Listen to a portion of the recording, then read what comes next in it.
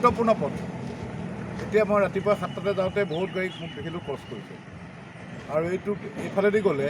আমি যদি কাৰ্বি আংলং গ'লোঁ 4-5 কিলোমিটাৰ ওচৰ হয় নহয় জানো এইফালেদি গ'লে সেইকাৰণে তাৰ ভিৰটো দিনে দিনে বাঢ়ি আহিছে ময়ো আগতে কেতিয়াবা এইফালে শ্বৰ্টকাট মাৰি যাওঁ কিন্তু বহল কৰাৰ প্ৰয়োজন সেইকাৰণে ৰাস্তাটো এতিয়া বহলীকৰণ আৰু সবলীকৰণ মানে আগতকৈ বহল হ'ব 5.5 মেটেলটো হ'ব তাৰ ওপৰত আকৌ ছাইড বাম্প থাকিব আৰু থিকনেছ হ'ব ওখ হ'ব কিমান হেৰি ওখ হ'ব নহ'বা যিটো বেগেটো নাভাগে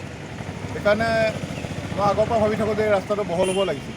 কিন্তু যেতিয়া আকৌ এই সমষ্টিটো মোৰ আহিলে সেইকাৰণে এইটো বহল কৰাৰ মই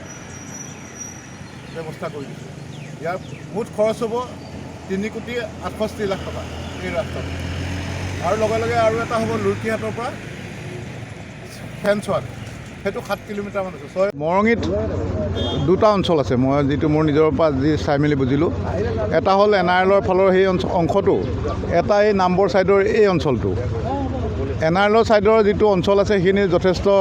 উন্নয়ন হৈছে কাৰণে NRLে বহুত ৰাস্তা ঘাট কিবাকিবি তেওঁলোকে সহায় সহযোগ কৰি থাকে কিন্তু মই ঘূৰি পেলাই দেখিলোঁ যেতিয়া যিটো নামবৰ অঞ্চল নামবৰৰ পৰা সেইফালে খুব মূৰফুলনি ফলঙনি ফুলবাৰী এইবিলাক অঞ্চল খুব পিছপৰা যেনে কোৱানী গাঁওখন ৰাস্তা ঘাট বহুত বেয়া সেইকাৰণে মই এই অঞ্চলটোৰ পৰা আৰম্ভ কৰিব খুজিছোঁ আৰু যিটো ধৰক আমাৰ জনবল পথ বুলি এটা আছে এইটো মই কাইলৈ কাম আৰম্ভ কৰাম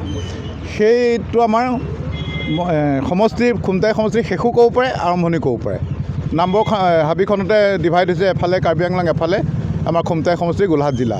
সেইকাৰণে সেইফালৰ পৰা কাৰণ বহুত ৰাস্তা ঘাট বনাবলৈ আছে মোৰ সময় আছে এবছৰ নহয় কাৰণ আকৌ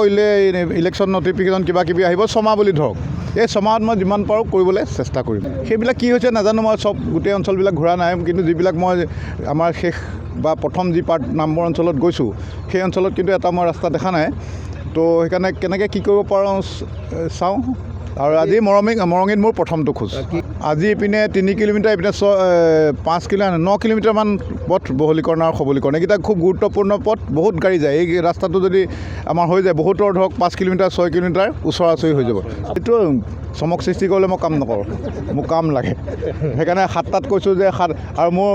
সময়টো কেতিয়াও হেৰি নহয় মই যে 7টাৰ পৰা 8টাৰ ভিতৰত 2টা ৰাস্তা আজি কাম আৰম্ভ কৰাম